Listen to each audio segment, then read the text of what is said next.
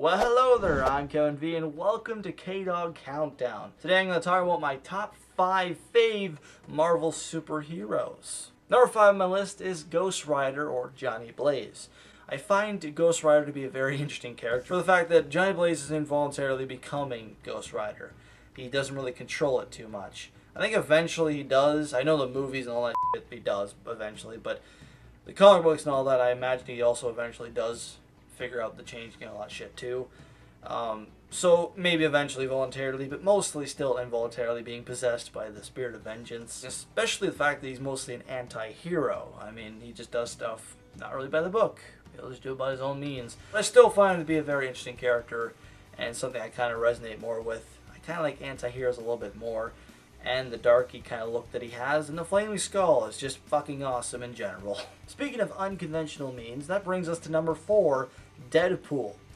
Wade Wilson, or Deadpool, is a very skilled mercenary, merc with a mouth as they usually call him because of his mouth and whatnot, but he's also very crazy.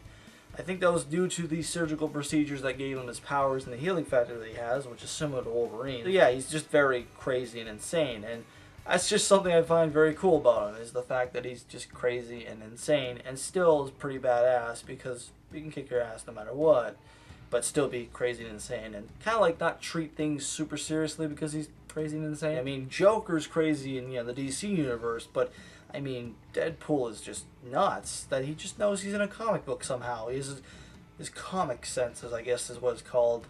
And I find it very interesting that he's that aware. He's like, oh, I'm in a comic book. Number 3 on my list is actually more of a squeaky clean guy. Spider-Man, my friend, good old buddy Spidey. One of my favorite superhero characters due to the fact that he's more human than you might think with Marvel superheroes. He does have superpowers, but they're not really super extending as you would think. In the original movie franchise of Spider-Man, before the reboot, it seems that he has spider powers by shooting webs and whatnot when he's doing the transformation to his powers and realization and whatnot. But in fact, that's not actually true. He does have spider sense, he does have athletic ability and flexibility of a spider, and he does have the ability to climb walls, but he does not actually have the ability to shoot webs on his own. He eventually develops his own web shooter systems and fluids to do that for him. That's the other thing I find pretty cool, the fact that he has these other powers. But the one thing he uses a lot, the web swinging and shooting, he developed himself. So it just proved that he's a very smart high school kid or college kid or whatever the fuck, I forget his age, but very smart young man to just create that type of thing out of nowhere, and it's just cool, very awesome. And he's just a likable character. Peter Parker's just a likable, sort of responsible guy he's fun. And I like him a lot. Number 2 on my list is another badass, Wolverine.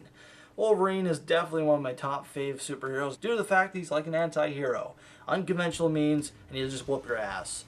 He has a very short temper, and the claws just, well, add to the badassery to the badass temper.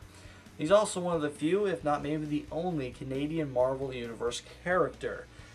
That's right. He's Canadian. Number 1 on my list is sort of the reason, kind of like Spider-Man, the whole conventional means of making things, and that is Tony Stark, Iron Man. I really love Iron Man due to the fact that he's just a very rich boy, playboy guy, but also a fucking genius.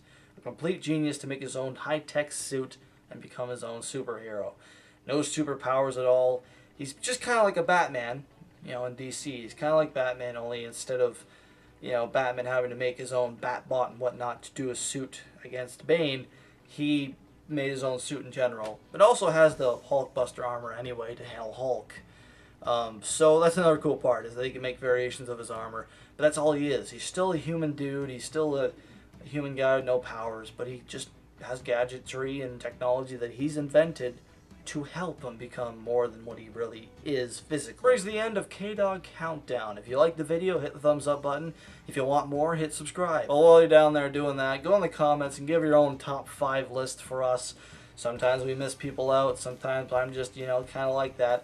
There might be some superheroes I should add to this list. Tell me that right now down below. Tell me I'm wrong.